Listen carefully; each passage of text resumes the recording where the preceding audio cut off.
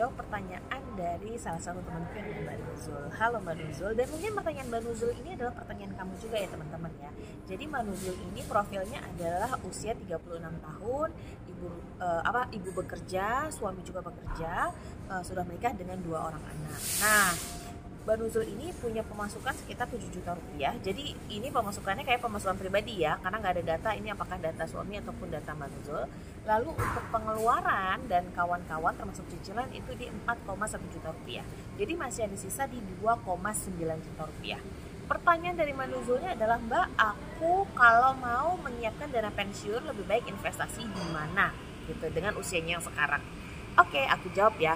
Yang pertama adalah ini apresiasi aku buat Mbak Nuzul. Kenapa? Karena bisa berinvestasi atau bisa menyisihkan uang 40% dari total pemasukan. Pemasukannya 7 juta, bisa ada sisa 2,9 juta. Yang aku asumsikan 2,9 juta ini bisa seluruhnya untuk diinvestasikan. Jadi itu bagus banget. Yang kedua, kalau masa pensiun di Indonesia itu memang bervariasi teman-teman. Jadi kalau kita bekerja memang enaknya adalah kita bertanya kepada HRD atau kita sudah tahu kita itu akan pensiun di usia berapa. Karena kalau tadi aku baca peraturan, undang-undang gitu ya, ini range-nya cukup lebar di antara 55 sampai 65 tahun.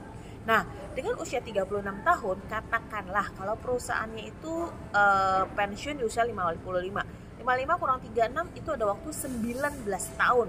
Jadi masih sangat panjang sekali untuk Mbak Nuzul ini menyiapkan uang pensiunnya. Lalu investasinya di mana? Nah, kalau misalnya masih di atas 10 tahun, bahkan di atas 15 tahun, ini kan udah jauh sekali ya, bahkan hampir mau 20 tahun gitu ya. Maka kita bisa meletakkan investasi kita di instrumen-instrumen keuangan yang resikonya juga besar gitu. Karena masih ada jangka waktunya. Karena high risk, high return. Jadi karena ini jangka waktunya panjang gitu ya, dan jangan kalau jangka waktunya pendek ya teman-teman ya, ini karena jangka waktunya panjang, maka Mbak Nuzul bisa meletakkannya di instrumen seperti reksadana saham atau di saham gitu. Kalau reksadana saham mungkin akan saya bahas berikut-berikutnya ya teman-teman ya, tapi intinya kita mempercayakan uang kita kepada manajer investasi untuk dibantu dikelola. Sementara kalau saham enaknya adalah kalau sekarang informasi begitu terbuka dan untuk jual beli saham juga cenderung lebih mudah gitu. Mungkin ada juga pertanyaan kayak, Mbak, kenapa nggak ke bisnis gitu ya? Kenapa nggak kalau masih panjang kayak gitu nggak bangun kos-kosan atau bisnis apa bisnis itu?